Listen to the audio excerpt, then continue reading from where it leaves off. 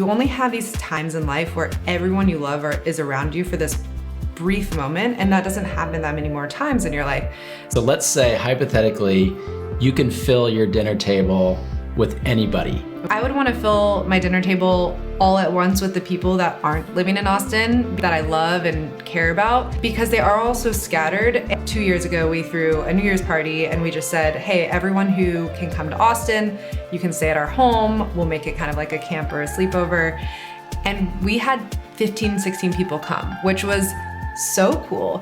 But what I found in that moment is just, it's almost like your wedding. You only have these times in life where everyone you love is around you for this brief moment, and that doesn't happen that many more times in your life. So getting folks that I love all together, they all know each other through various means too, but it feels like this huge hug that I don't get that often. Austin Community Capital. This show is a celebration of the spirit of Austin, Texas, honoring our past, engaging our present, and building our future together. Although it's not the last time. Cameron, it's Hello. so great to have you on the show. So excited for our conversation today. You were introduced to me as a consistent investor in your communities and as someone who just really embodies hospitality. Oh, that's so sweet. I'm here to talk about community and what it's meant for me living in Austin. I'm really excited to catch up.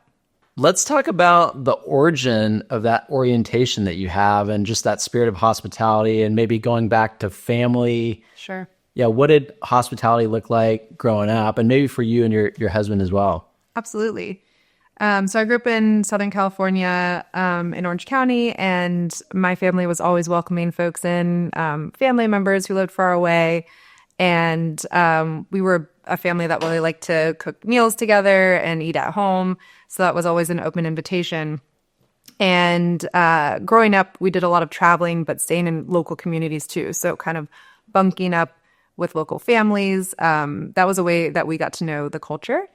But when I met my husband and partner, Jules, I really felt that kind of almost exponentially elevated, because his family was similar, but his dad was a chef. And he would literally, in France, where they grew up, bring people from the market every day, like for lunch and dinner, cooked meal in the house, just random strangers that felt like off the street.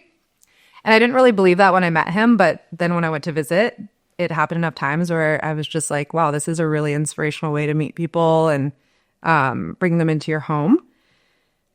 Over the course of the years of being with Jules, he and I have found ourselves in a similar situation to, I think something that you and I shared, which is our home is this very transient place where we welcome people all the time, whether it's friends for the weekend, people coming in for, work trips, but we're excited to host them, or hosting dinners with various themes, or just under the guise of matchmaking.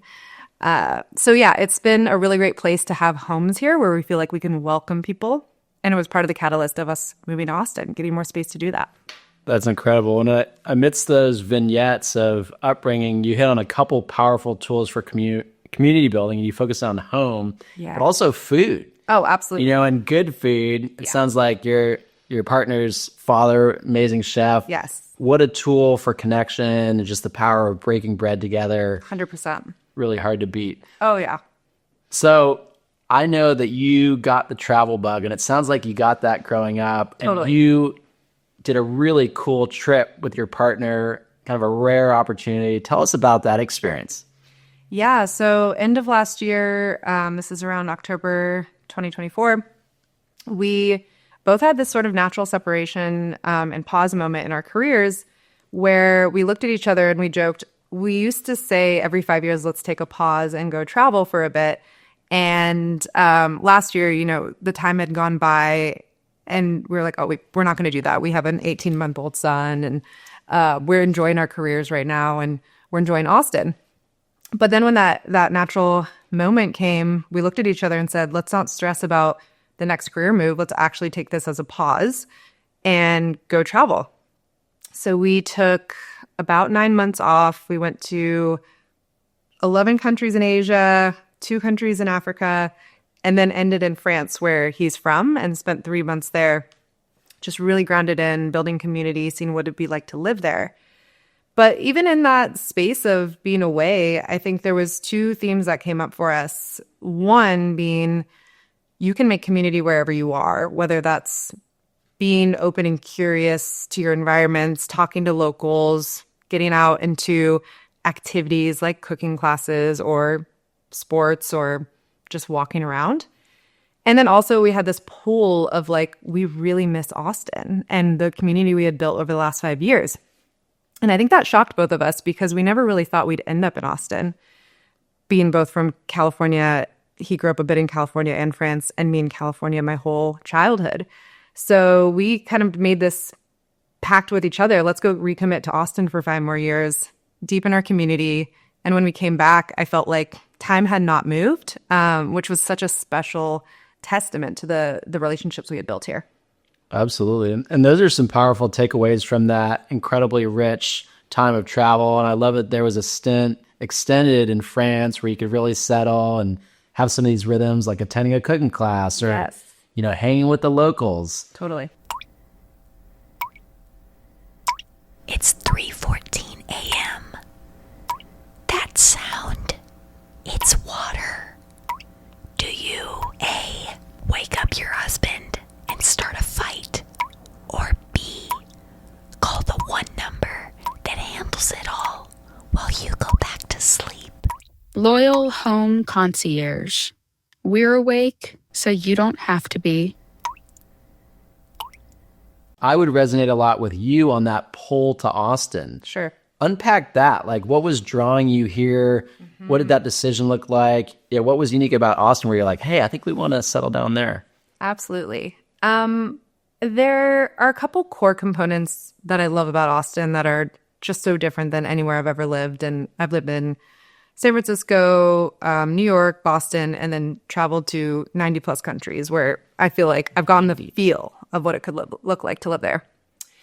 And Austin has this like combination of space. So you have truly like the room to create in your own personal space. There's this openness that I think's always existed. I grew up coming to Texas because my grandma lived here my whole life, not in Austin. But when I'd visit Austin, I always felt there was this openness to meeting new people, people coming in and out, very transient, but less of a us versus them mentality in terms of tourists and locals. So when I moved here, I really felt that. And albeit we moved here during the pandemic, so folks were coming from New York, San Francisco, all over, and there had to be sort of that rich openness to meeting folks. But that is definitely core to me. And then a couple communities, I wouldn't say I took for granted, but I really felt the pull back to them. So there's a women's community I'm a part of that meets weekly and has truly felt like almost church for me, just showing up, being really vulnerable, not talking about work necessarily, but connecting on real topics, what's going on in our lives. I am also a lecturer at UT Austin, so I came back in the middle of our trip to teach my class for 5 weeks and then jetted back out. But that community has felt so grounding in terms of getting to know more academic folks, but also young people who are looking to kick off their career. And I just get so empowered by empowering others. And then lastly, I mentioned I had a 18-month-old at the time. Now he's almost 2.5. And this mom's kind of community that I built very organically, meeting folks out and about. And just really missing all these core components of who I cared about. And of course, like individual friendships that, folks actually met us on the road a lot when we were out in our travels. But getting back here and getting into that like normal cadence of dinners and deep conversations. And then those dinners I had mentioned where we connect folks and bring new people in. That was something I missed as well. Huh. And tell me more about those dinners. Yeah. So I like to call them loosely Constellation Dinners because I'm so energized by meeting new people. But there's also, I don't want to just scratch the surface of, small talk and who are you. It's really more getting to the level of depth that doesn't necessarily come out of, a coffee chat or connecting with someone on the street. So oftentimes in these constellation dinners, we'll invite, 4 or 5 folks in our community. Maybe there's some connection as to why we think that they get along or they already know each other. But then each one of them brings someone that we don't know, or a new friend, or someone that we haven't spent a lot of time with in this kind of inner circle. And at those dinners, we're able to have kind of this awkward tension of, oh, some people know each other, some don't. But we really easily break the kind of that mold and that tension by a couple of things. One, the food, like you said, just getting into sharing and the creation of food. We don't prepare everything and then just like put it in front of people. There's a very much like a helping culture. There's a, hey, want to step in and learn how to make this dish. We're working on this. So it's very informal. And then while we're eating dinner, just really constructive conversation topics where we can get to know people at a deeper level. And then the cool part is you start to see these, truly the constellation. And I'm laughing now because I have a constellation tattoo on my finger. and I never think about this, but it's sort of an element of my North Star and connecting the dots. And these dinners are really, truly a component of that.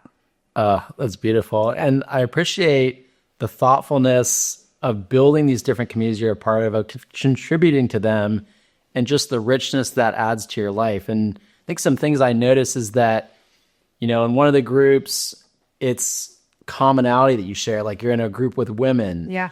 Another group is focused on season of life and sharing that with new moms. Absolutely. And then you have a group where you're regularly meeting new people, friends of friends, and getting to break bread together. And so just these different facets and dynamic seems like makes a really rich and colorful relational network for you. Totally. And I think from there, it's truly the intentionality after that comes forth, because like I said, I'm not just trying to create a registry of new people that I know, but get into the level of depth with the right people that I feel we're a match or we click, or connecting other folks together once I meet someone that's like, oh, you really got to meet this person for XYZ reason. And let's dig in a little bit there, because I think that's a really incredible thing for other folks to learn of how do you sustain a relationship? How do you create lifelong friendships?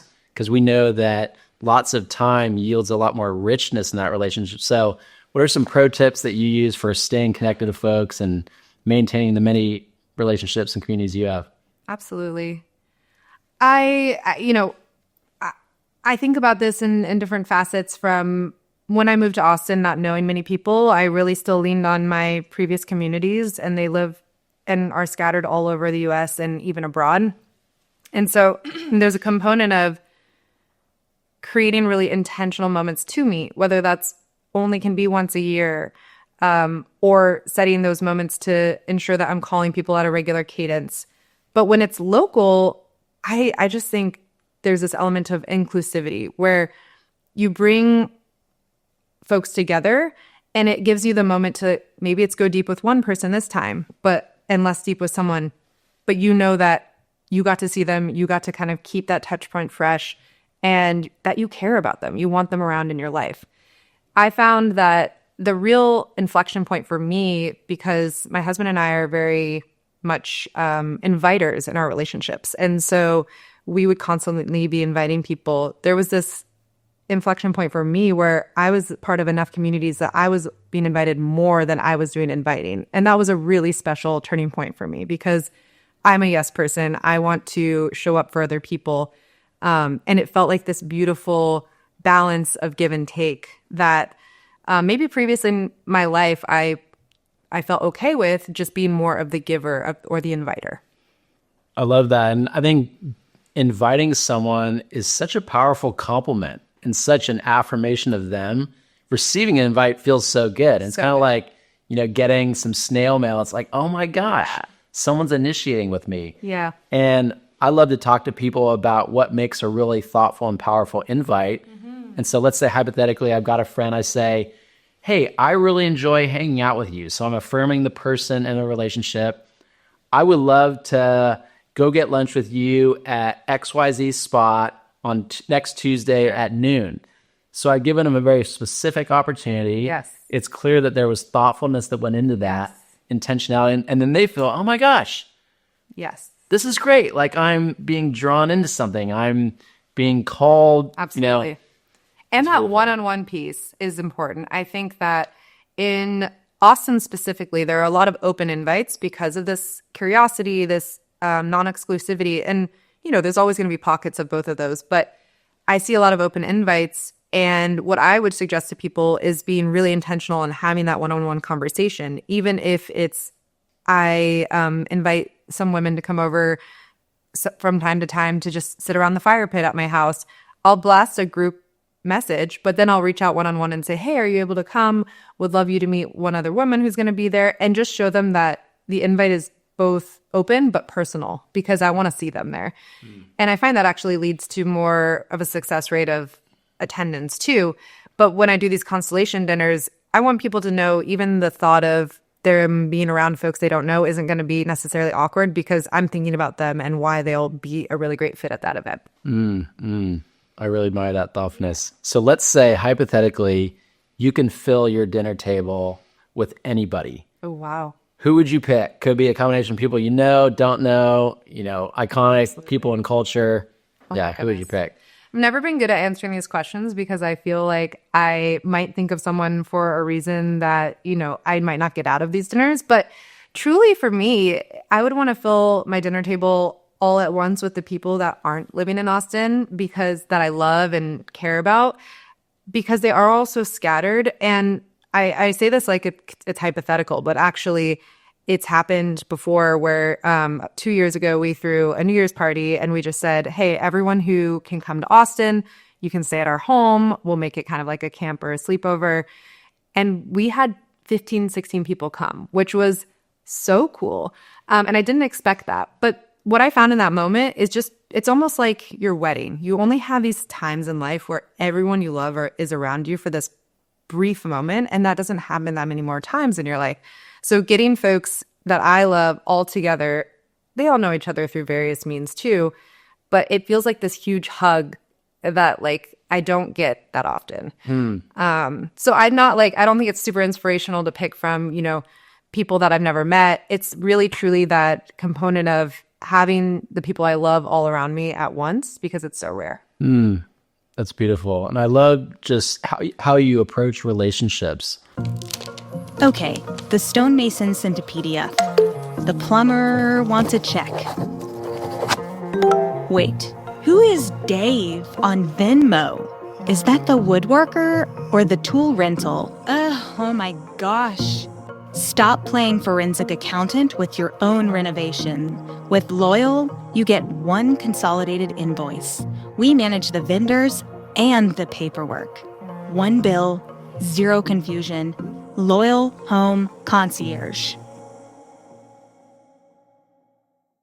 Who was most influential to you in approaching relationship and building community? Is there one person that stands out that was really a model to you? I think my parents were really good at this, but my dad is an eye doctor in our town of like 25,000 people.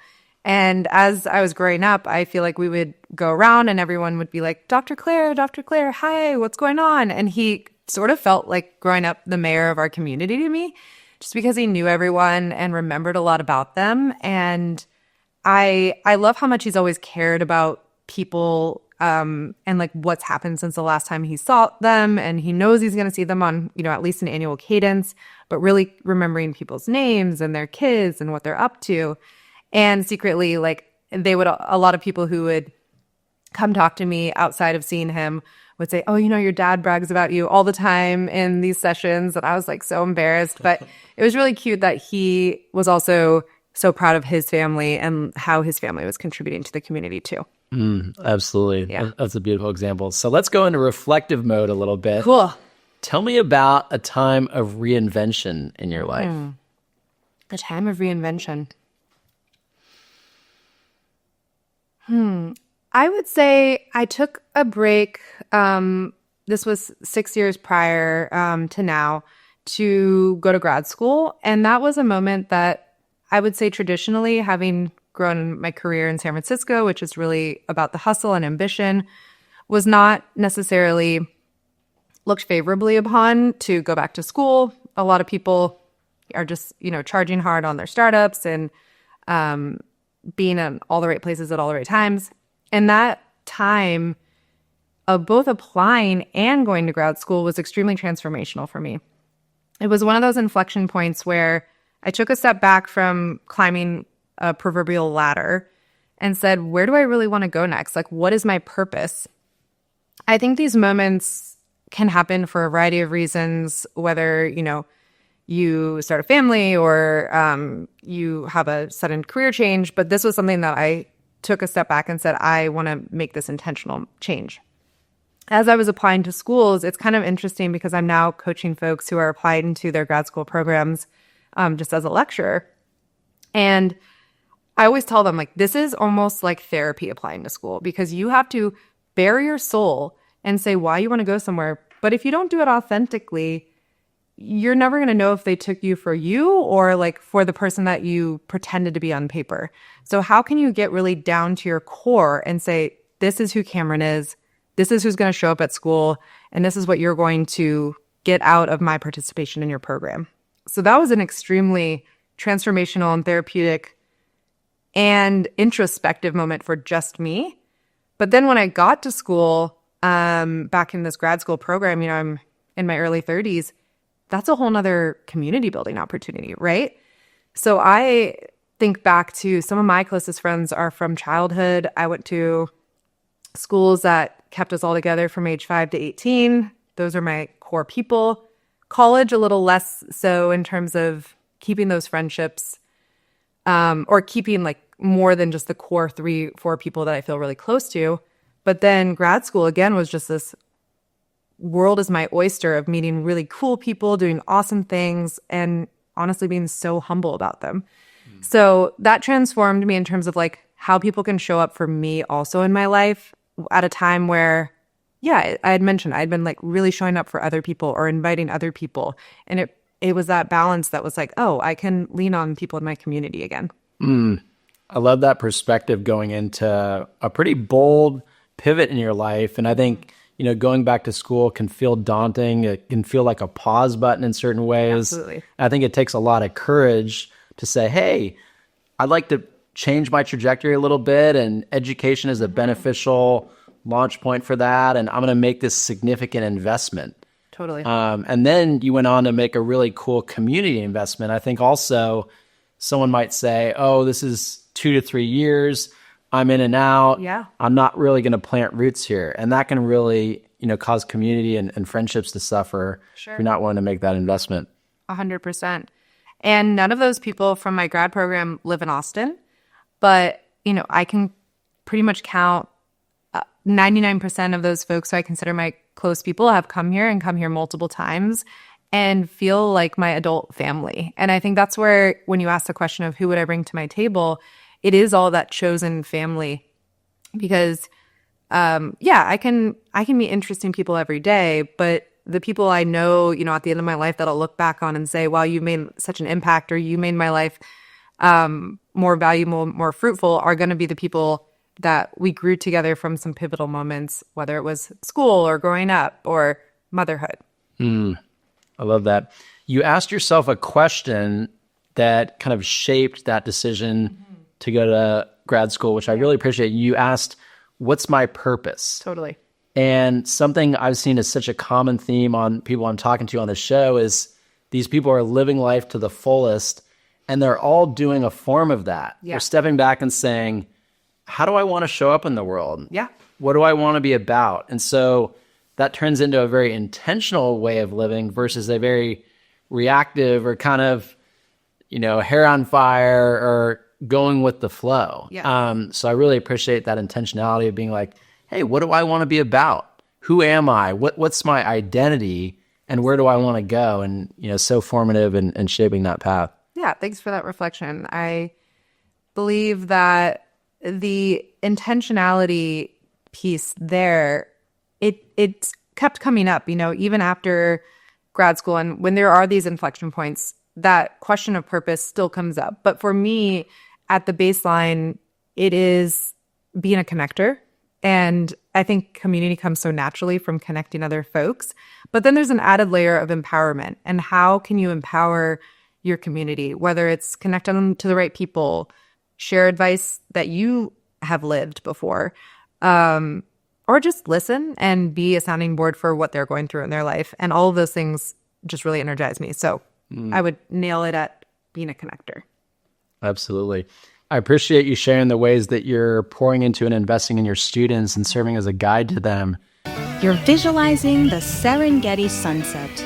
You are not visualizing the 3-hour hold time to change your flight connection in Cape Town. Did you know Loyal does that too? From fixing the faucet to planning your family's African safari, we handle the logistics so you can handle the adventure. Wow. Loyal Home Concierge, your passport to peace of mind.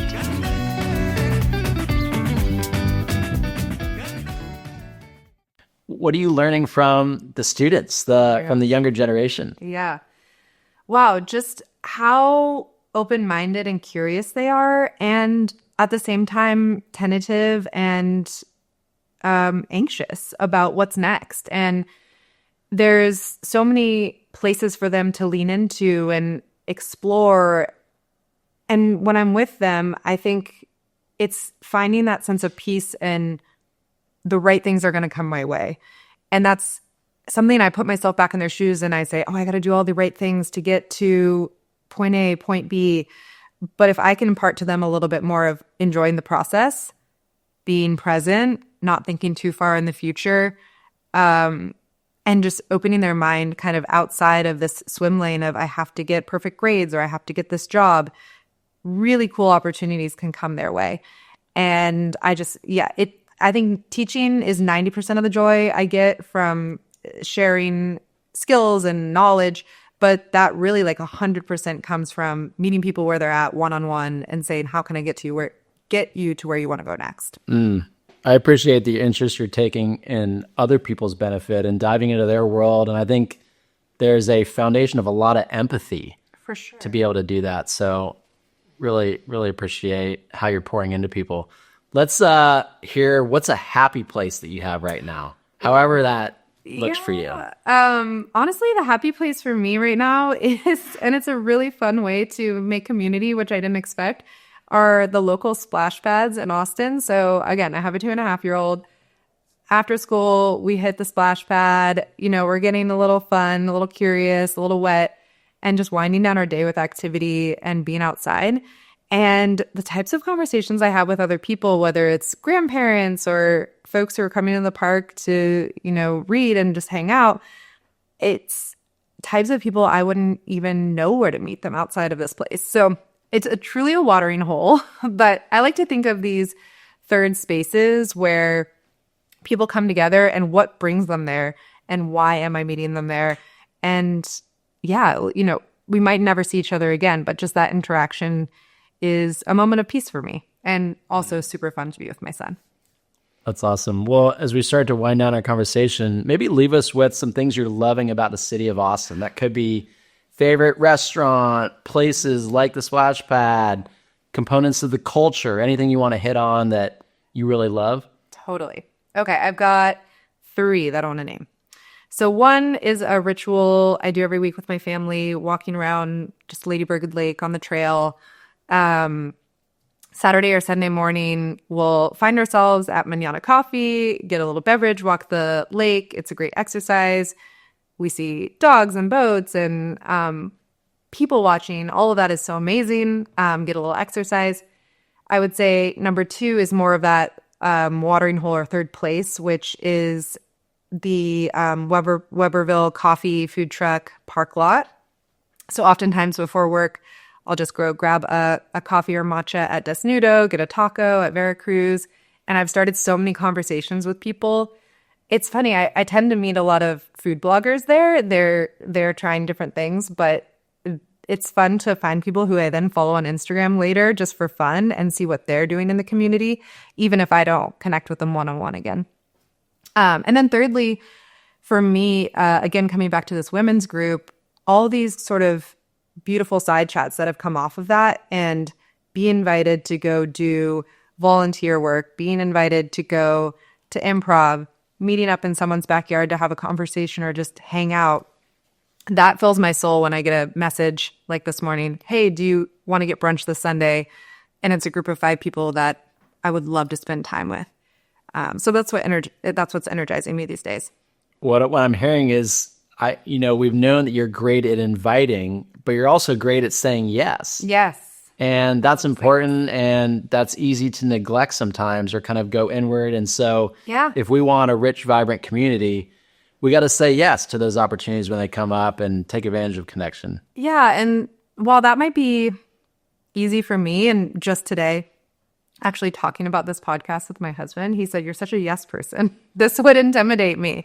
And it is intimidating to do something like this, but I love the duality of curiosity and uncomfort. And I think when you think about events and showing up and not knowing anyone or knowing one person, it never necessarily gets less uncomfortable, but kind of reshaping that as an opportunity for growth, or taking it as, if I just leave here having met one person, or if I just leave here having learned one thing, there's always another opportunity for growth.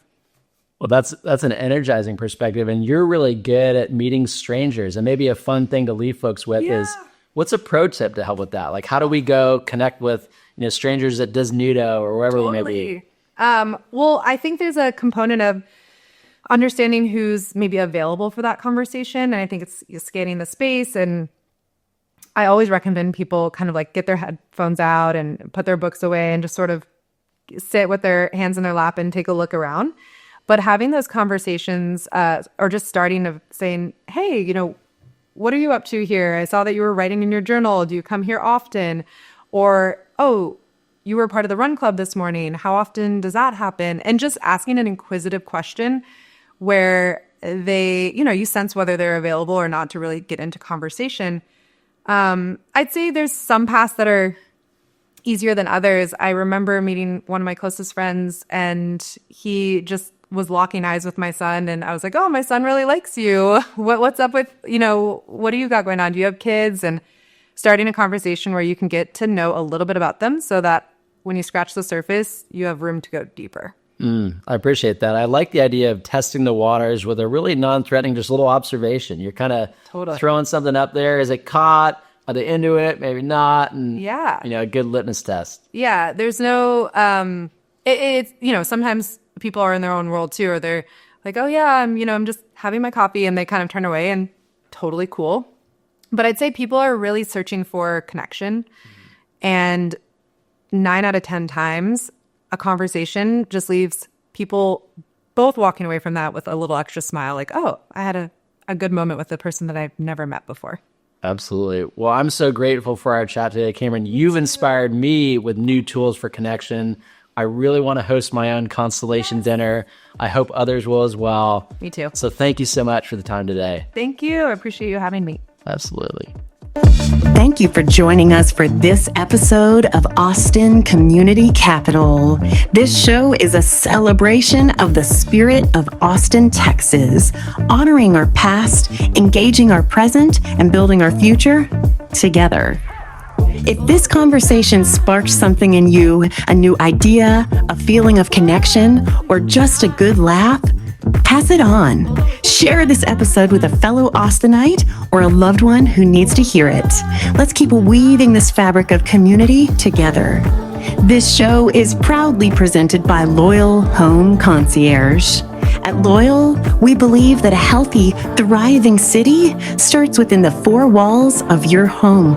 We are passionate about supporting overextended executives, the moms and dads who do it all, and the couples who take life by storm. Because we know that when your home life is supported, you are free to support the ones who matter most. Your kids, your wife. Whether you need a proactive manager for your home or a creative problem solver for your next big adventure, we are here to help you design a life of intention. LoyalHomeConcierge.com. Let's make life a little more beautiful together. Stay loyal to your community, and we'll see you next time.